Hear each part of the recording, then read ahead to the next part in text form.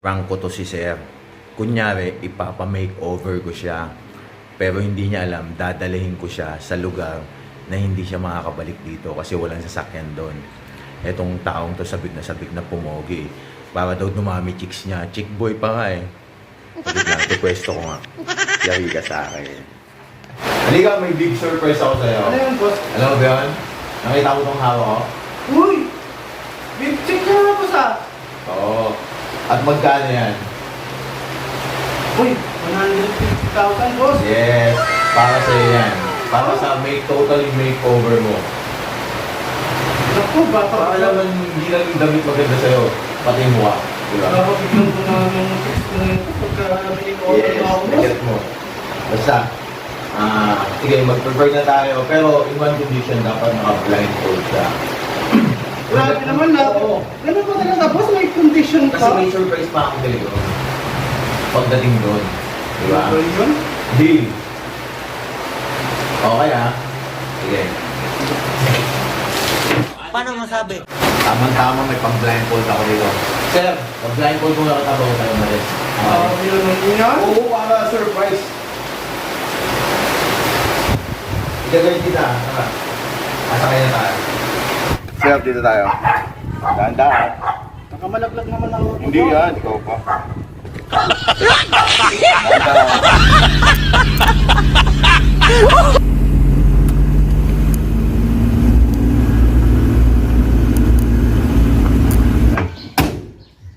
Dahan-dahan, sir.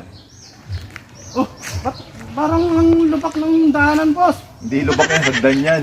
Ganun ba? Oo, step ka lang. Paano masabi? Nasa salon na nga tayo eh. Ganun ba? Paano maglulubak dito? Alalayan mo ako, baka bigla malaglag, saktan. Oo. Paano masabi? Andito na tayo. Hi, sir. Ito po yung papa-makeover namin. Ayan. Upo ka lang, ha? Oh! Yan, nasa salon ka na. Salon na ako? Oo. Ba't parang may mga ipon na umuuni kung salon to? Nature's lover may-ari nito, kaya may mga ibon. Ay, ganon? Oo. Paano masabi? Okay. Tatawagin ko lang yung mag-a-assist sa'yo. Tapos, para ma-makeover ka na. Paano masabi? Saglit lang, sir, ha? Tatawagin ko yung mag-makeover sa'yo. Kung masyado magtagal ha, maiinip ako dito. Mas matagal, mas pogi, at mas Ay, madami ganon? kang chicks doon. Oo. Sige, sige.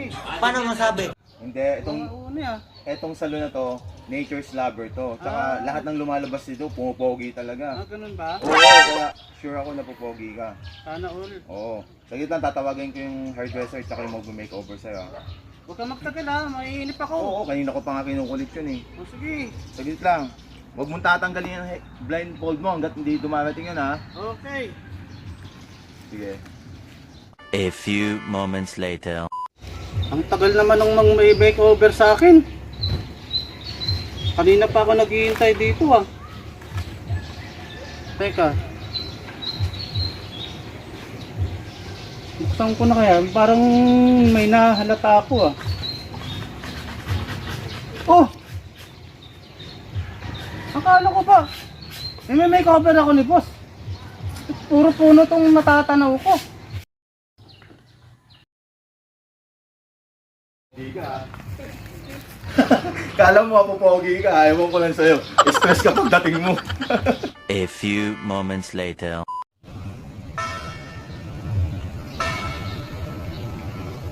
Bato? Wala akong masilayan na sasakyan dito. Paano ako makakauwi nito? Isang scammer tong si boss eh. Sabi mo nga ba, doon daw ako sa ipapagawa daw niya sa akin eh. May makeover daw niya ako. Ngayon, paniwala naman ako. Tayo dyan. O, ano to? Ang tahimik. Walang dumadaan na sasakyan. Grabe ah. Grabe na tong pang-i-scam niya sa akin ah. Paano masabi? Tao. Nakauwi rin ako.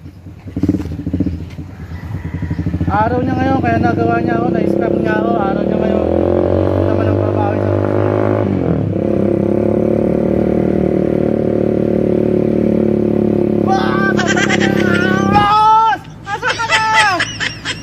sakang scammer! Ngayon alam ko na yung tunay mong ugali. Kapag imbabaw ka, Tanda mo yan, babawi din ako sa'yo. Boss!